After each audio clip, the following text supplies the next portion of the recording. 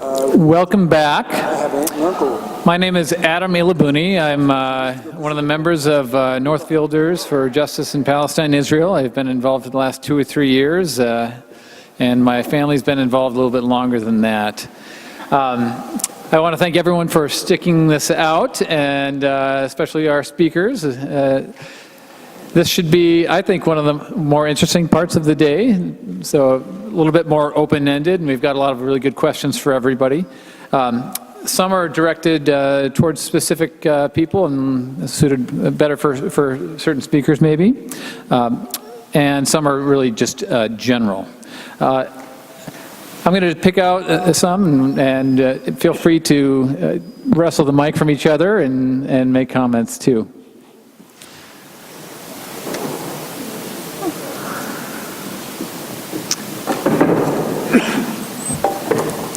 This one might be good for Mark, and basically it says, why do you think the mainline Christian denominations, the Presbyterians, UCC, Lutherans, Methodists, why are their national governing councils more progressive on the Palestinian issue than the local congregations? Well, that's an interesting premise. Again, we're talking about the mainline Protestant denominations that are more progressive on Israel-Palestine than local congregations. Is that on the national level? Well, I mean, there may be people here who can have more to say about this than I.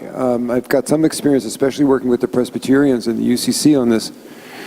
And you left out the Episcopalians. You can't really say it about the Episcopal Church yet.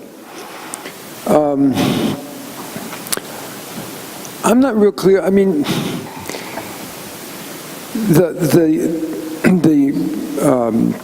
actions that have been taken at those national denominational levels are absolutely, completely, unqualifiedly the result of determined, persistent, stubborn action from the grassroots.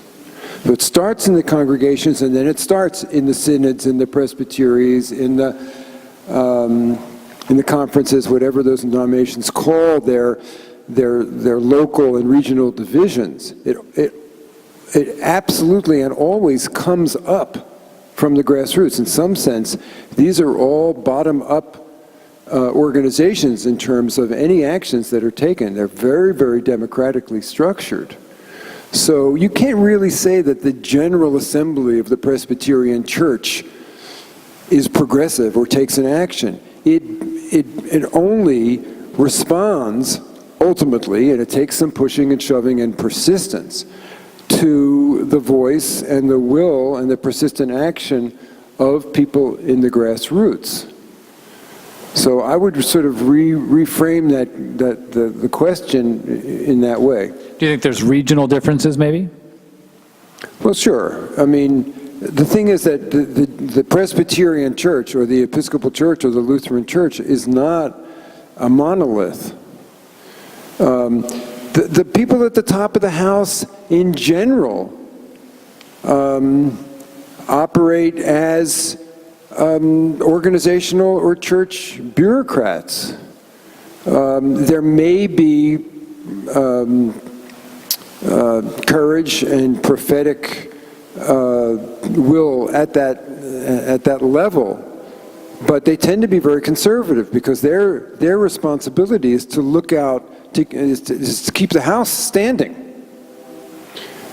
which means, gee, this would be a good. I believe personally in this resolution. But I know that if we vote to divest from Caterpillar, or if we do anything which is perceived as supportive of Palestine to the detriment of Israel, as some people may perceive it, then we're going to lose funding. Because a lot of our donors have Jewish friends, and they'll lose faith in and we'll lose members, and some churches may decide to leave. I mean, the Presbyterian Church lost congregations. Some actually split off and said, we're not with you anymore. So the people at the top tend to be conservative and cautious, careful, rather than prophetic, which means that the church is only the church from below. Bonhoeffer said that as well. The church responds from below in terms of listening to the people who are suffering and hurting, but also to the people who are responding as witnesses to what's going on. So I think that's how we have to talk about the church. And the General Assemblies and the General Synods and all of that are merely reflections of what's going on in the church as a whole. Thank you. I have another question here that maybe I'll have Nathan start with. This statement that the Palestinians have been asked to support, that Israel has the right to exist. I think that's worth bringing up. This has been kind of used to stop a lot of conversations. Oh, they don't even believe that we have a right to exist. How do we talk with someone who doesn't believe we have the right to exist? Maybe you can speak a little bit to that.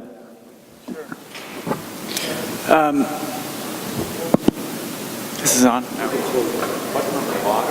You can use the other one.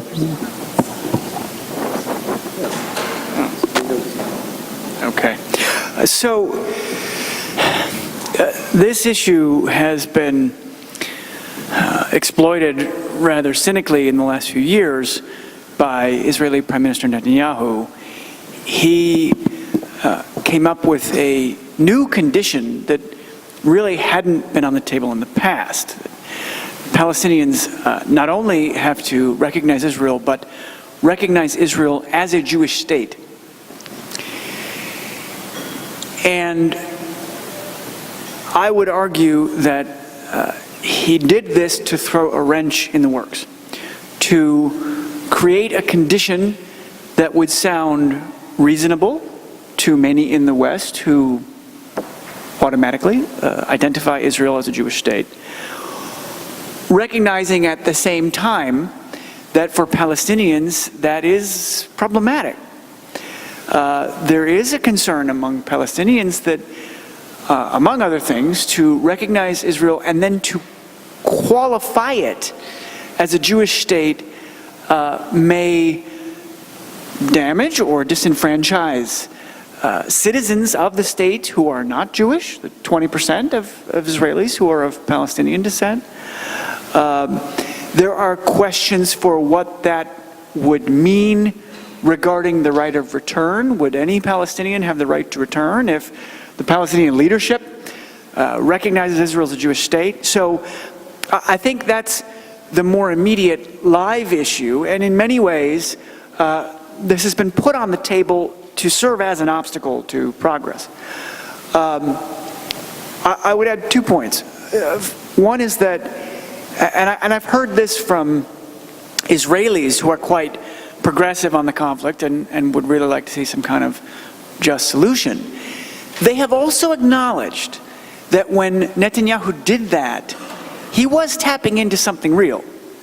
There is a fear in Israel among Jewish Israelis, even among quite progressive Israelis. There is a pervasive sense of insecurity and a fear that they are not accepted. And so I think that's why the issue resonates with the Jewish Israeli public. They would like to hear Palestinians say this, even if for Palestinians it's very problematic. But from where I sit, it doesn't have any basis in international law. I mean, Israel has peace treaties with Arab states. It has diplomatic relations with Jordan and Egypt. It had diplomatic relations with Mauritania. When those peace treaties were signed, those governments were not asked to qualify what kind of Israel they were engaging in this relationship with. I mean, from a perspective of diplomacy, it's really rather out of left field. Israel signed numerous peace treaties with the Palestine Liberation Organization, never once asked the PLO to do this. My recommendation to policymakers would be set this aside until the end. I mean, we've hatched plenty of peace agreements without this clause having come up before. No reason to get into this right now. But I could imagine formula. I've heard there's been work done on this by the Geneva Initiative, if you're familiar with them, where at the end of a process, if there were an independent and free country called Palestine next to Israel, you can imagine some kind of consensual formula where both sides talk about the things they've done, perhaps in the context of some kind of acknowledgement about Israel's role in the Nakba and the displacement of Palestinians. There may be ways to talk about Israel as a Jewish state that address some of those fears. Yasser Arafat in the past has made reference to Israel as a Jewish state. So there may be ways to address what is a real fear for many Israelis, but the way in which Netanyahu has used it is, I think, a cynical device to stymie progress. If I could just put in 1 or 2 cents here. I agree with what Nathan has said. The demand that Israel's right to exist, period, even without getting into the Jewish state business, is another example of a demand or a privilege or an entitlement that Israel seems to think it deserves that other states never get to ask and don't expect. The states don't have rights. People have rights.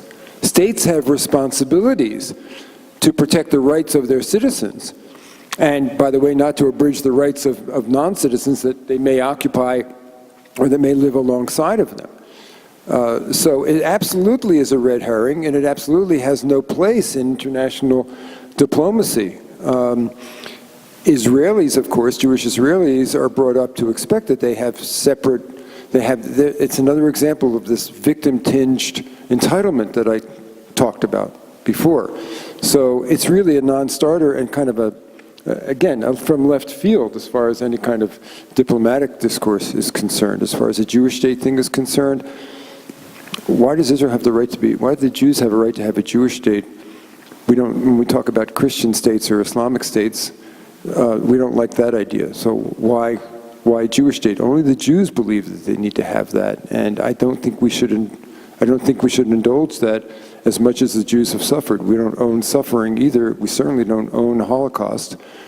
And more Russians died under Stalin than Jews died under Hitler. So, I mean, but you don't compare those things. It's just that we seem to feel as Jews that we have more privileges and more rights because of our suffering, and also that makes us innocent of anything that we do, and we're not.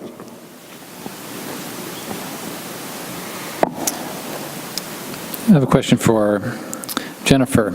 Are there systemic efforts to educate or prepare in some way Palestinian children in the event that they may be arrested? And are families prepared for the possibility so that parents might know that the recourse? Great question. Well, I remember early on in our campaign efforts meeting with a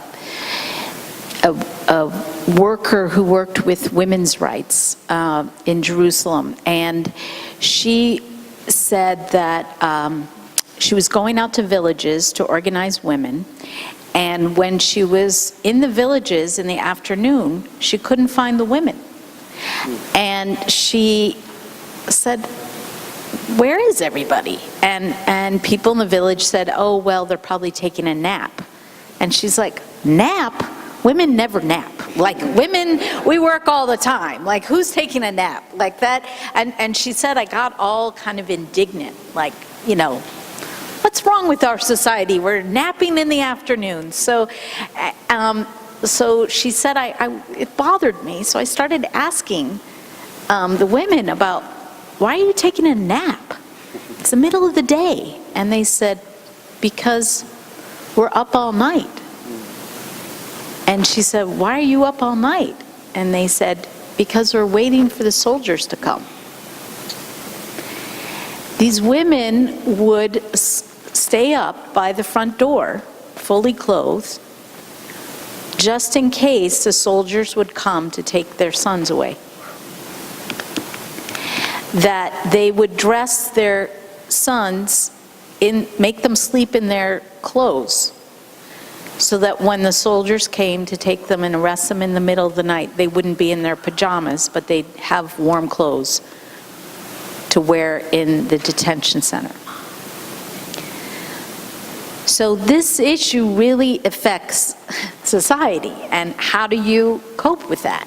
And she explained that at their counseling center in Jerusalem for women, that was an aha moment for her as a field worker, but also how do we then support these women who are mothers, and how do we help that family and that community that is experiencing this trauma that's not post, that is continuing. And I think groups like DCI Palestine and others have been, organized to have groups of kids meet together so that they understand what their rights are, that they don't have to sign a confession in Hebrew, a language that they don't understand, that they need to ask for a lawyer if they're detained. There are know your rights kind of trainings happening throughout the West Bank, just like we have in this country in low-income communities. But that really, I wish I could say that was happening everywhere and that it was, had a good effect. I do think it has a good effect in some communities, but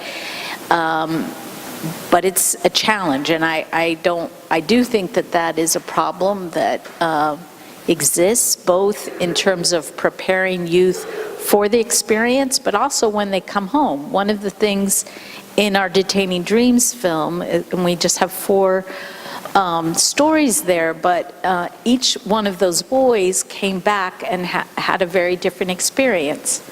One of them came out of his prison experience absolutely determined to be the best student in his school, because he was going to be a lawyer and he was going to make the laws so that this would never happen to anyone again.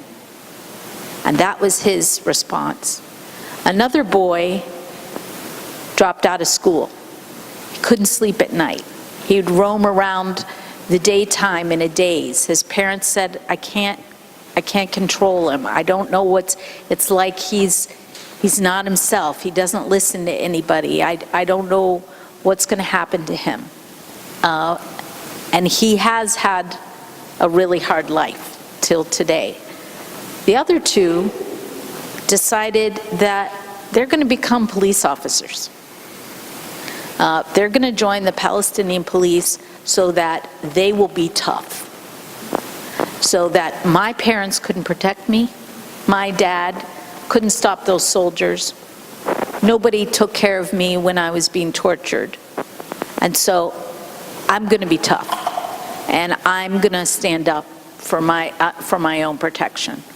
So those are 4 very different experiences. That's just 4 little cases, but I do think that those are the different responses, and the society is, I think, impacted by that.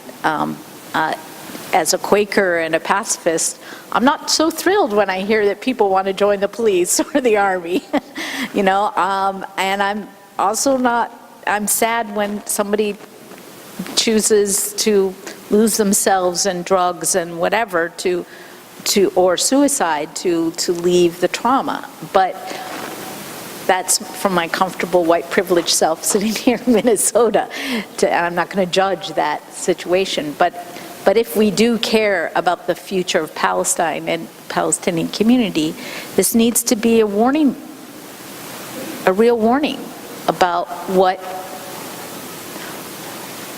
kind of trauma needs to be healed after this. Hopefully there is an after. Thank you. I have a general question. Why a one-state solution rather than a two-state solution? And I'll let any of you just go, who feels most comfortable talking about this. Don't get me started. You brought it up. I'll just repeat what I said earlier today. I don't think it's up to us to decide for the Palestinians and the Israelis what kind of government and what kind of state and what kind of society they're going to have and how they want to organize themselves. Personally, I don't like the idea of two states, and I explained that why this morning. But again, it's not my call. There are some people who agree that two states is far from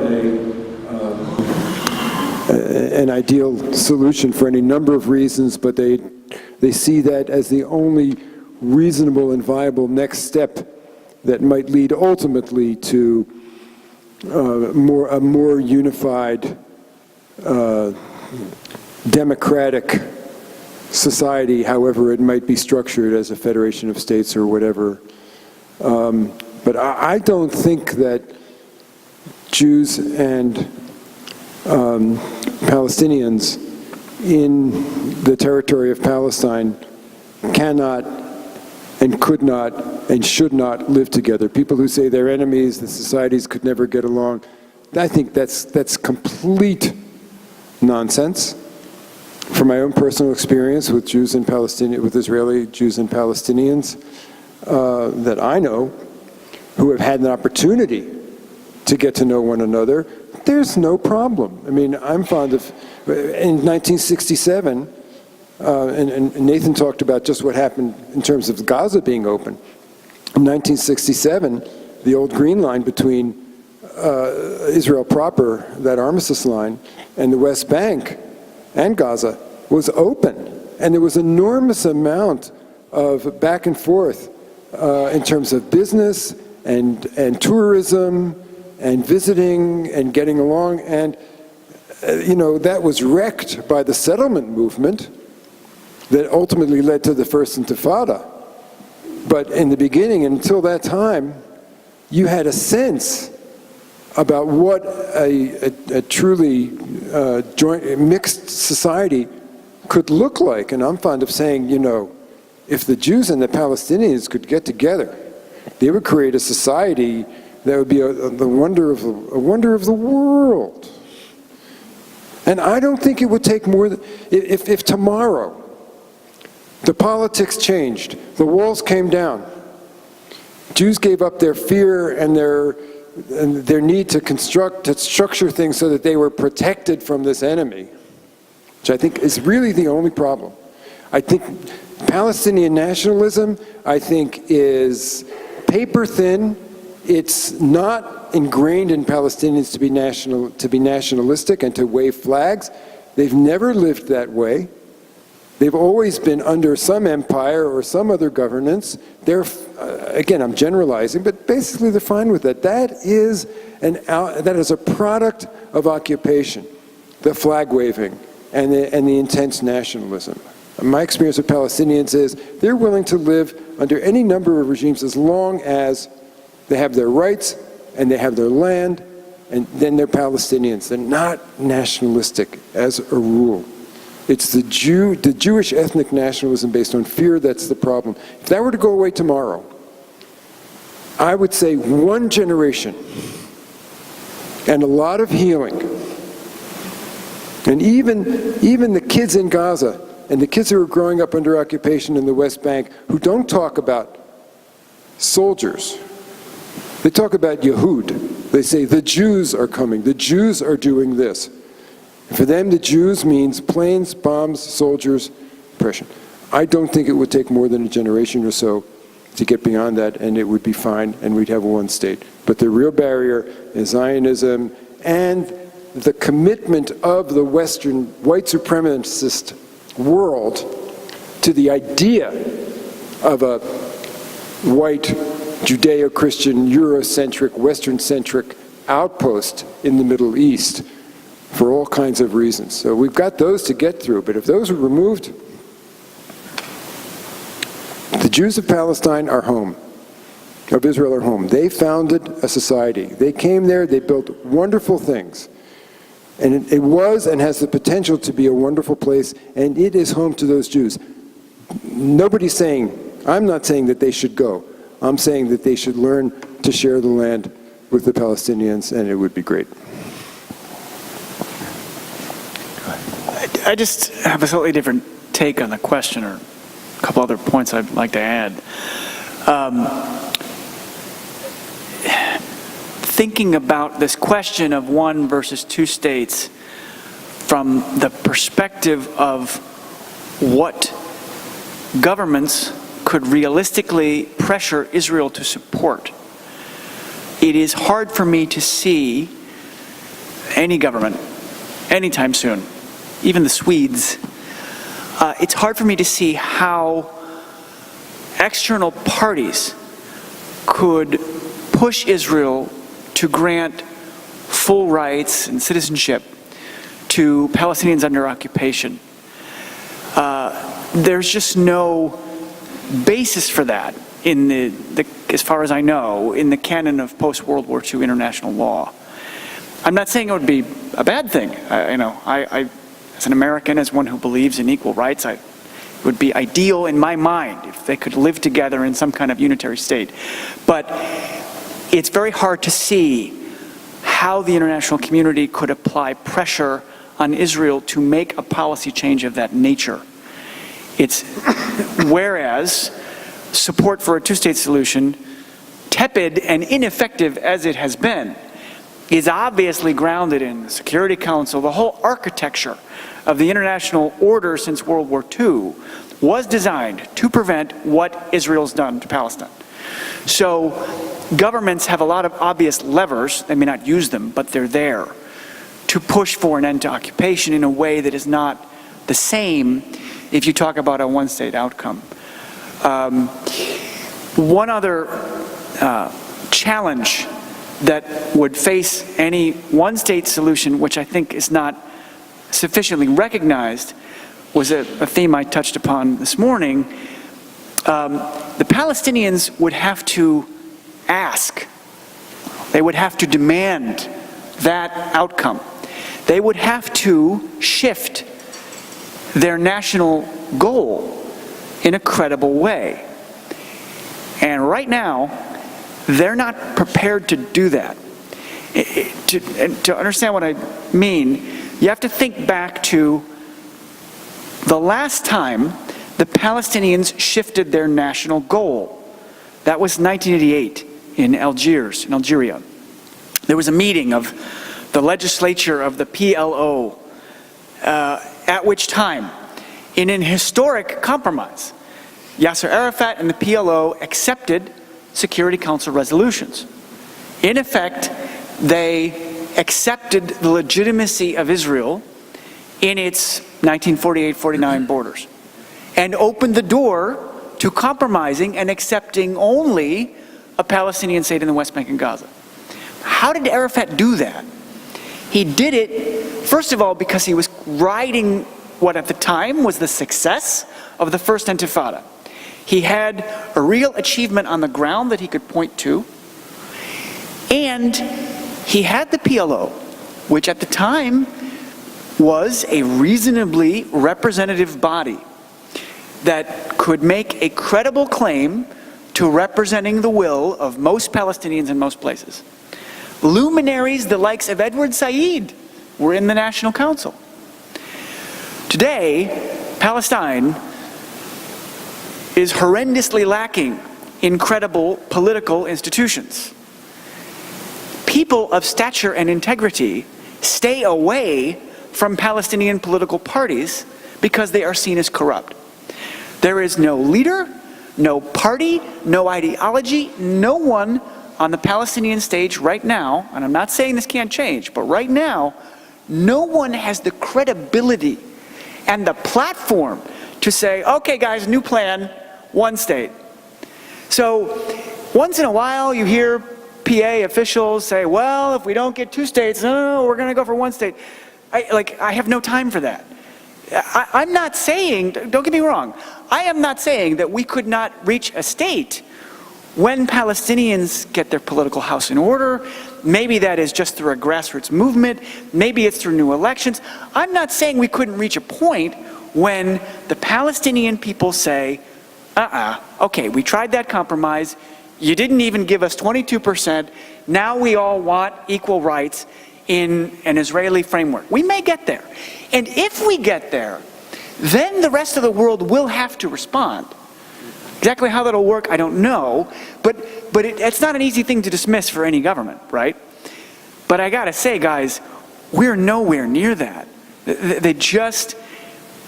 There is no one on the scene in Palestine that is positioned to execute a radical change of that nature at this time, for better or worse. Would you be able to speak on the outlook of Palestinian youth? Oh, sure. Jennifer probably can say some things about this as well. Just before I left the Carter Center this past summer, we partnered with Birzeit University in the West Bank to launch a project researching civic and political participation amongst Palestinian youth.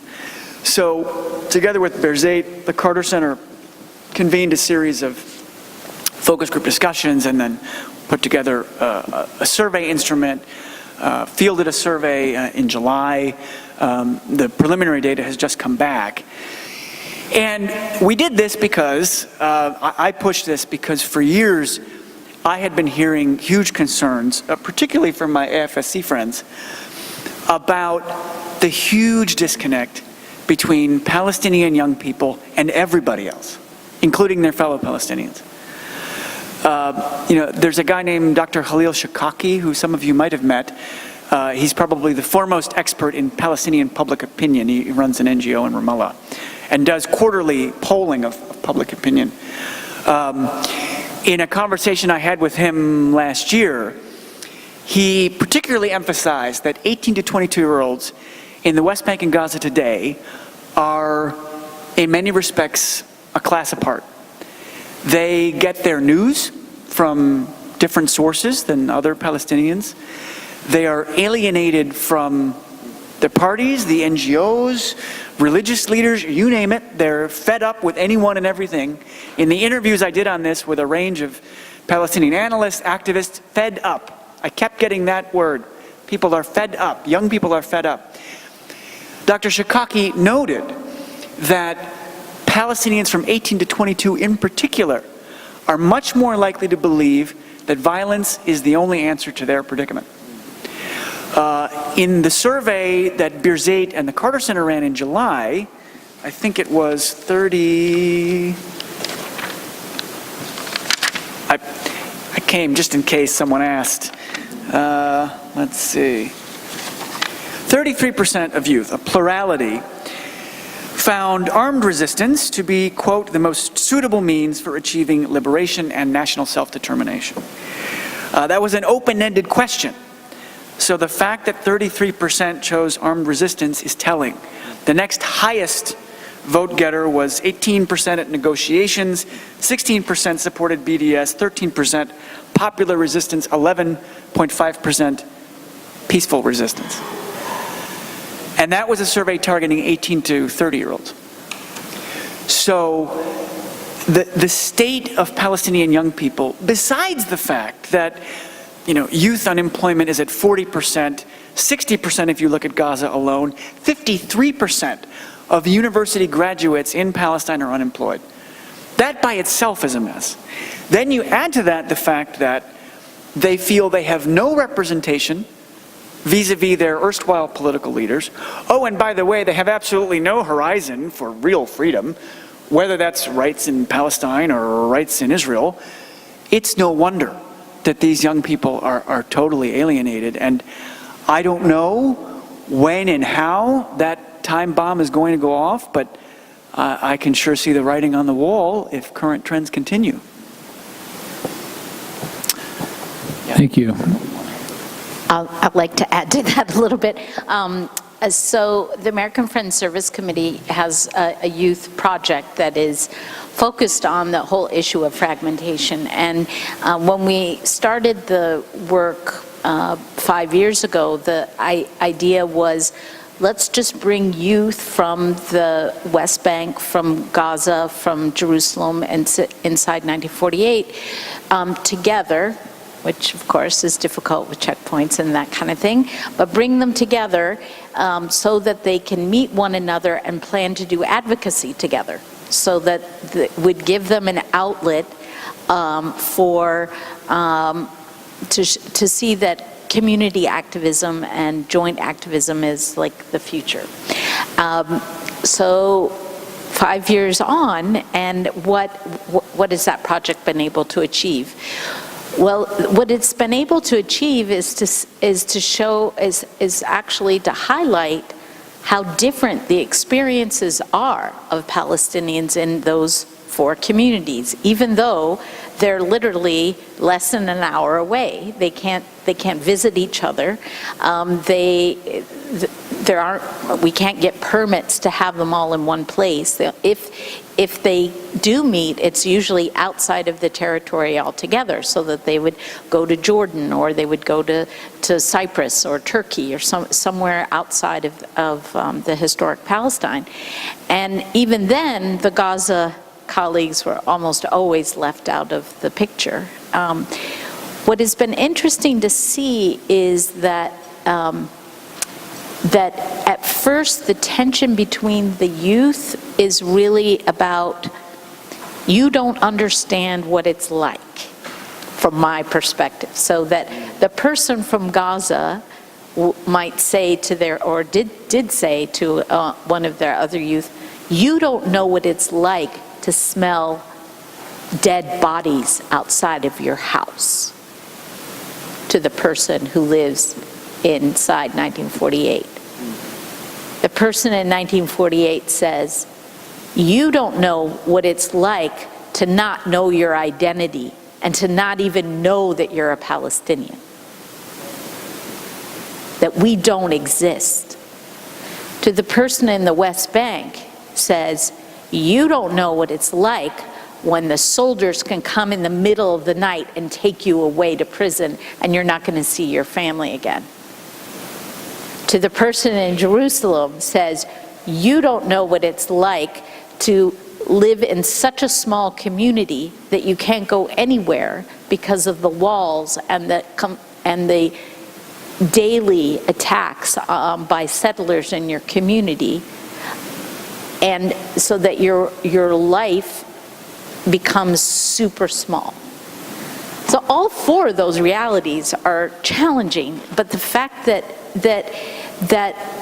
just hearing and being able to understand that Palestinian community, yes, it's fragmented, and let me tell you, that doesn't even include the diaspora Palestinians.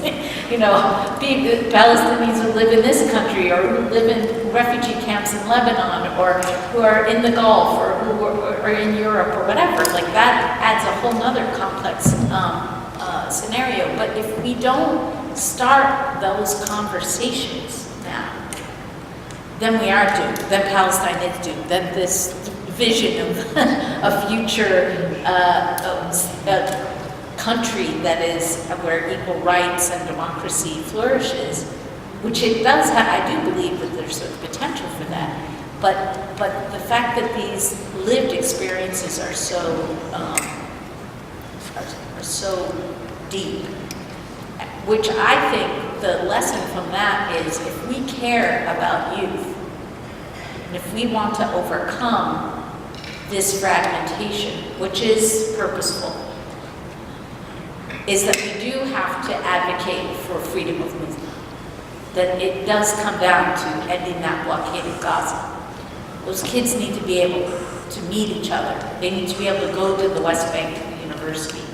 People inside of Israel and the Palestinians who live across the border from Gaza should be able to go to and have fish in Gaza and understand what fishing means to Palestinians who live there. That this is what is critical. So I just wanted to add that little thing to my articulate colleagues here. I have a lot of questions about what now. What's the best thing that I can do? Does it make more sense to kind of mobilize the Lutherans and the Methodists and the Episcopalians and the Presbyterians, or to talk with evangelicals, or is that a dead end at this point? I'll open that up to everybody.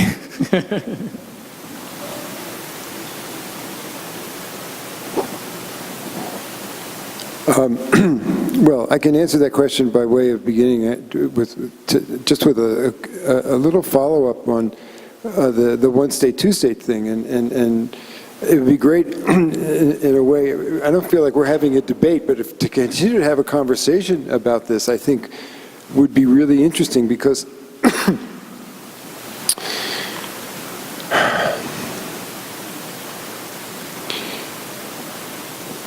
Nathan's the guy with the knowledge and the on-the-ground experience with diplomacy. And so Nathan talks realpolitik about the issue of one state or two states. So I have the benefit of being pretty ignorant about that stuff, so I can just shoot my mouth off about what I think is, you know, and I'm not constrained by reality. But but here's what I have to say about that. You talk about the feasibility issue in terms of what the Palestinians might or might not be willing to accept and what they are politically even capable of moving forward with. I don't see the Palestinians as the issue or the problem. I mean, the Palestinians have shown, and your example of Algeria is one, and then the Palestine papers that came out, you know, that the Palestinians are capable of sitting down and accepting almost anything, things that you think they shouldn't even be willing to accept, just to be able to live. And I think it's because the nationalism is not so strong. It's just, let's just find a way to be able to continue to live with a modicum of basic human rights. And, you know, give us this, give us that, we don't care, but we just want to be able to live. Get rid of the walls, get rid of the soldiers, get rid of the checkpoints. Let's find a way to normalize our lives. I don't think that's the barrier. The barrier is the fixation and the inability to get out of the box of there needs to be an Israel that's a Jewish state. All the negotiations accept the premise that wherever we end up, there has to be an Israel with some sort of recognized borders. It has to be secure, and it has to be Jewish to protect the Jews. And I don't see any resolution, anything ever being able to be accomplished and to normalize and to stop the conflict and to stop the pain without us finding a way to move beyond that. The concept of a Jewish state does not belong in our world. And I don't see how we can get to any kind of resolution until we start to think about the fact that that it simply can't be, because we're not going to find a solution as long as we're not willing to challenge that basic assumption, that basic premise. And so when we think about what's possible and what we need to do, I would say yes to everything. Yes to everything that you said. Yes to BDS. Yes to denominational actions for divestment. Anything which moves the needle and says, we're not accepting this. Yes to the Presbyterians starting to say, we have to take a look at the one state, two state issue. You're already then opening the door to challenging maybe some of those basic premises, because what needs to happen is that the world needs to say no to Zionism and to the idea of Israel as a Jewish state. I don't think we can move forward without that, and I think that has to be the goal. And again, don't expect the Jewish community to say yes to that. You've got to accept the fact that this is a human rights issue and not an interfaith issue and not an interreligious issue. It's a human rights issue, and if the Jewish community doesn't like it, then, you know, we'll just have to deal with that. I'm being really challenged by your observation that Palestinians aren't nationalists, and that it's a product of Zionism. I'm not sure I really agree with that, but it's making me think. So thanks for that, Mark. I mean, when people tell me that they don't understand how Palestinians can, when they go to visit, like many of you here, and you see the conditions that Palestinians are living under, and I'm telling you, Gaza, what? Can anyone in this room imagine living with 3 to 4 hours of electricity a day? No, we can't even fathom that. So we don't, it's not part of our reality. We don't understand what that would be like. And yet, people survive. People dig tunnels. People use their car batteries to run their cell phones so that they can talk to the outside world so they don't go crazy. Palestinians do this, and I mean, it's not going to end. You know, they are not going to be defeated. And I totally believe that. I think that any person who thinks that Palestinians will just be miserable and leave. I mean, if you ask Zionists in this country, what do you want the Palestinians to do? What do you want them to do? Just get up and leave? Well, and some people will say that, yeah. There's all those other Arab countries. Why don't they just go there? And that is not reality. That is not happening. People are, yes, trees are uprooted. Yes, houses are demolished. Children are imprisoned. All these things are happening, and yet the community survives. And I mean, I don't like nationalism. I never said the pledge as a kid, you know, like, I mean, I'm not nationalistic, so, but I felt like, you know, for Palestinians, it was a, you know, it is an attachment to a place and to historic trees and to old family photographs from before the mandate period and to a connection. And I don't think that is going to be defeated. Just as I understand from Israelis who are also attached to their land and who love the stones of Jerusalem and find the beauty in the land and the nature, and they are proud of what they have created as a country. You know, I don't feel like they're going to easily give up either. So that leaves us with this conundrum of that. So what can meet the needs of all these people, and that's where I think the rights-based framework that this is kind of jingoistic, but like looking at rights of what should be the rights for all these people, is the way to cut through solutions, and to look at like, well, what rights should be afforded to all sides, and is there reciprocity in that? We talk about the need for Israel's security. Well, what about Palestinian security? We want to talk about water rights and equal access to things. This is how I think we have to frame the conversation to help people free their minds about the future. And anyway, I just wanted to say that. And of course, of what should we be doing now? We need to find every opportunity to connect our issue that we feel passionate about, which is Palestine, with the conversation about justice in this country that's happening right now. When Mark mentioned white supremacy and the kind of country that we're living in, we need to make those connections and bring our issue into other issues. When I talk about Palestinian kids in detention, there are a lot of communities in this country that understand what happens to families and societies where family members are put in prison. What about undocumented people in our prisons in this country? There's so many things that we should share that analysis of what's happening. And I think we have a lot of allies out there in this country. We have many people who will join our efforts. We don't have to be in our Palestine ghetto anymore.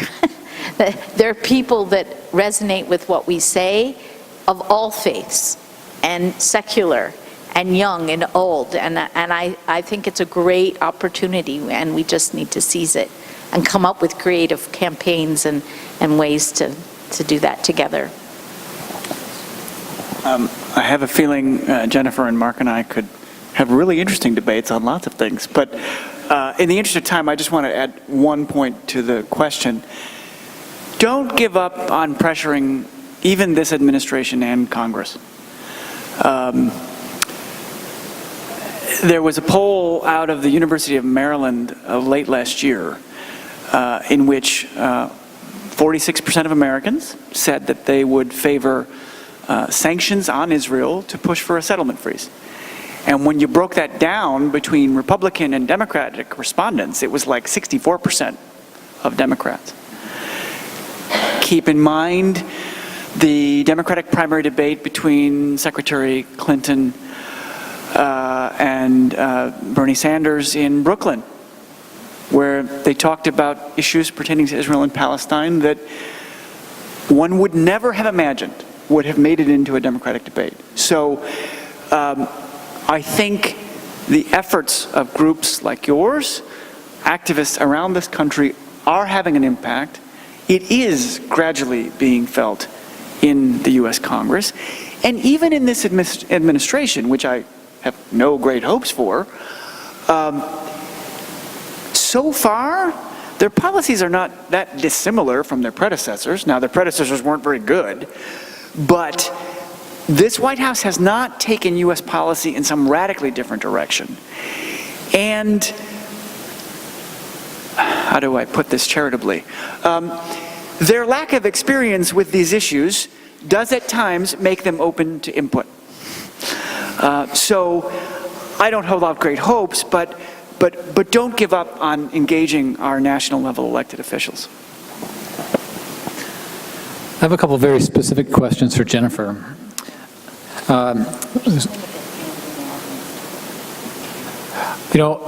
I'll take some questions in just a minute here. Let me get through a couple of these. One says, Congressman Ellison said there was no ongoing presence in Congress dedicated to Palestinian concerns. Do you agree with that? Congressman Ellison said there was no ongoing presence dedicated to Palestinian concerns. I don't know if they mean like in the constituency or if it's in Congress itself. I'm not sure. Whose question? Was that yours? Israel has many presence in Washington, D.C. all the time. There's no ongoing group looking at developing Palestinian issues. That's what he said. Okay. And he also said there's more sympathy towards resolving the Palestinian question than we believe. Great. So, we often hear from members of Congress, I know when I go to visit, that they like to shame us by saying that I never hear from your side. I get 10 calls a week reminding me that I need to be a strong supporter of Israel, and where's the 10 calls from your side? So, and that is true, that we, meaning all of us in this room who care about Palestinian rights, are not doing our job. I asked a group in Portland, Oregon once, and who had come together to talk about advocacy, and I asked everybody in the room if they would raise their hand if they had called their member of Congress that week about anything related to Palestinian rights, and nobody in the room raised their hand. What about today? Who has called their member of Congress this week about Palestine? Okay, no hands went up. Oh, one hand went up. Okay, so we need to do our job better, and we don't have to be paid to do that. AIPAC has and other lobbies in Washington, the defense industries, all kinds of people do their work and send people to meet members of Congress and mobilize their constituency, and we need to do better. I think part of why we haven't done it is because we're told that there's nothing that we can do. You know, when we go to Congress and we say, look what's happening in Gaza, look, we're raising money for solar lights because there's no electricity. What can you do about it? And the member of Congress is like, well, what can I do? Tell me and ask. Tell me what I could do. You know, and if we don't come with them with specifics and with ideas about what they can do, then they're not going to do anything. So I agree, we have to do a better job. And I also agree with Congressman Ellison if he said there's more sentiment that is sympathetic to the plight of the Palestinians. That's true too, and I think polls show that there's a when we have the opportunity to educate and tell people and show people what's happening, then we gain more support. When we're quiet and we're depressed and when we think there's nothing we can do, then we're losing. How about the percentage of kids that are accused of stone throwing that actually go to prison? So if they're taken into court, into military court, there's a 99% conviction rate. Say no more. Okay. I apologize to anyone whose questions we didn't get to. Is there anyone that's more comfortable? There was a hand up earlier. Is there anyone that's more comfortable talking and asking a question in person? I just want to piggyback on what those last questions were on what we can do, and also on the Jewish identity of Israel. A lot of that seems to come from the Israel lobby here in the United States, that $38 billion of support. And this is actually kind of a hopeful thing on a couple of fronts. One is that that Jewish identity seems in the United States to have been going down amongst younger people, amongst younger Jewish. I read Philip Weiss had a story last week on Mondo Weiss that there's more intermarriage. It used to be kind of prohibited for Jews to intermarry. He was talking about Weinstein, and he's saying, well, now it's actually going way up, that inside the United States there's more intermarriage. Guess what that does? That reduces the Jewish identity amongst the next generation. On the way here, NPR had a show that said if you go to Ancestry.com, and this was a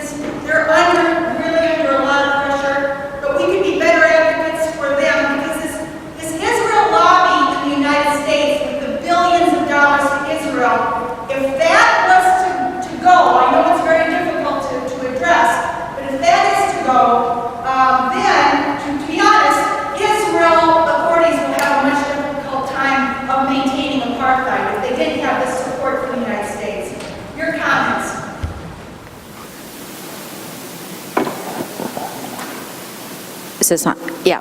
So there's a lot of things there. One is the demographics, and I think you're right that young people have, I mean, there's a lot of mean things that are said about millennials, but I think that one thing that nobody can disagree with is that millennials tend to have a real sense of right and wrong, and they're justice seeking. And I think that that is a good thing for the future. And it's definitely, you can see that in the Jewish American community in particular. More and more young Jewish Americans don't identify with the Israeli government.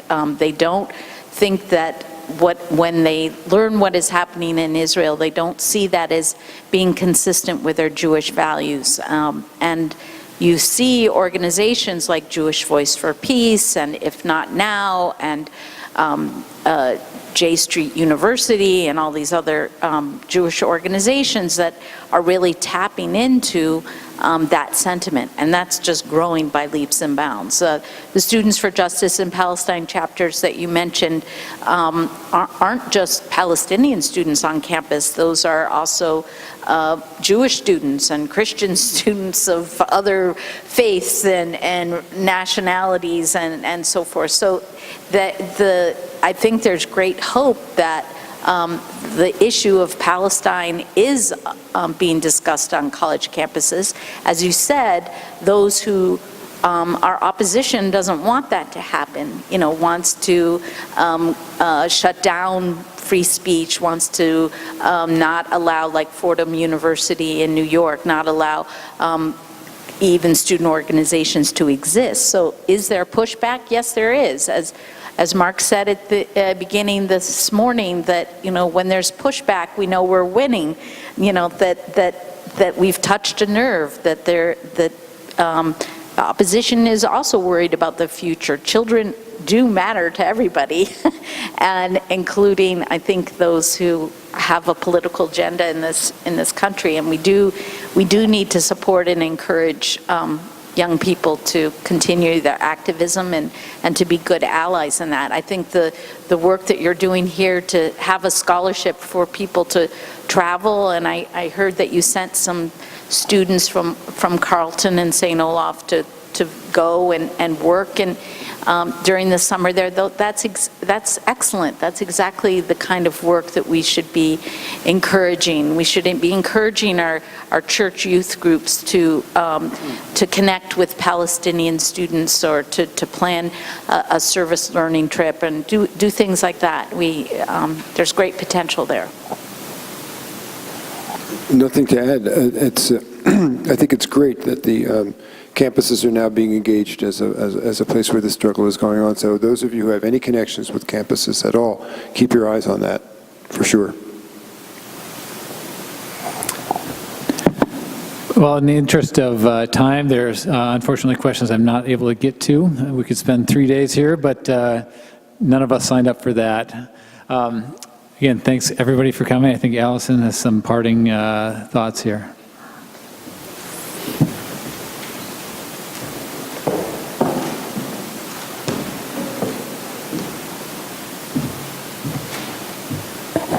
Thanks, panel. That was a great discussion, and I wish we could have had, let's give them a round of applause. Thank you.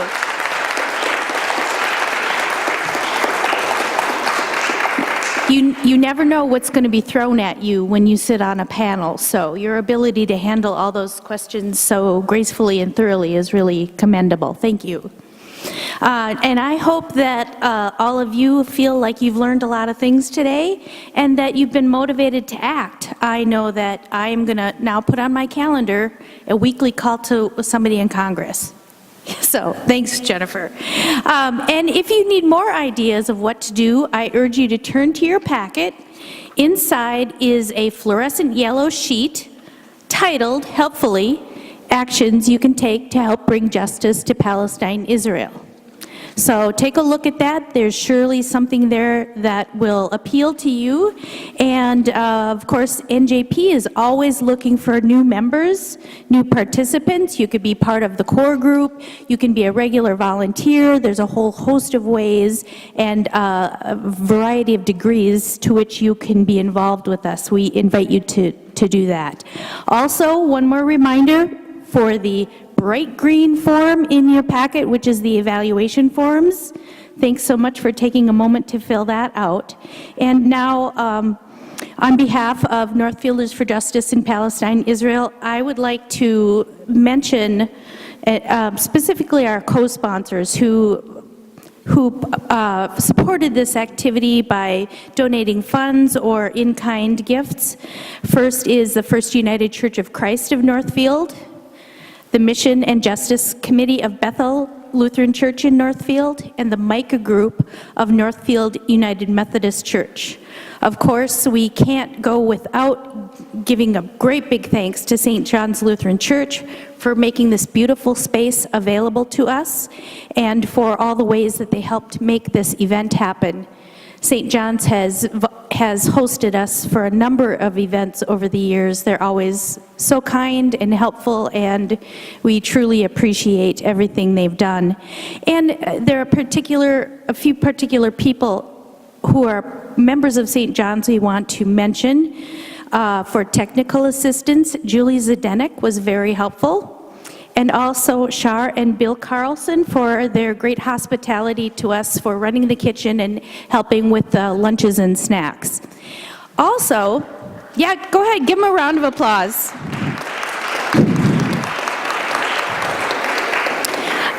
In addition to the other volunteers, I especially want to call out the Carleton College students who came today. We know there are a million other things that they could be doing on a day free from classes, and they chose to be here with us. So we really thank you for coming, and invite you to get involved in NJP in deeper ways if you'd like to.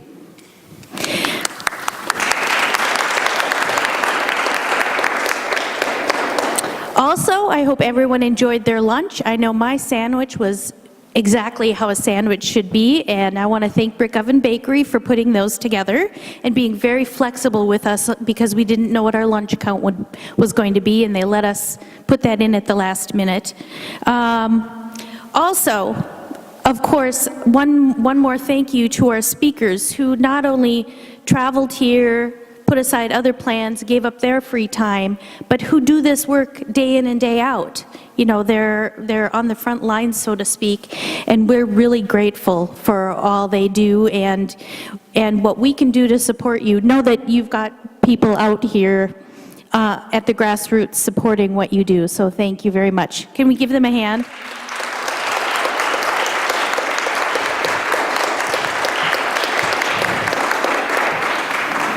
And finally, I'd like to thank each and every one of you for attending today. You heard the phrase a couple of times today. We in Justice Circles often lament that we're just preaching to the choir. I don't know about you, but in today's up is down political atmosphere, I find I need to be preached to a lot these days, even on a subject I know as well as this one. But knowing that people like you are willing to spend an entire Saturday to learn more about the situation in Israel-Palestine gives me courage to speak more boldly for Palestinians. And listening to our speakers reassures me that our small efforts have made a difference in the lives of the Palestinians and that a better Middle East and a better world is possible. Thank you.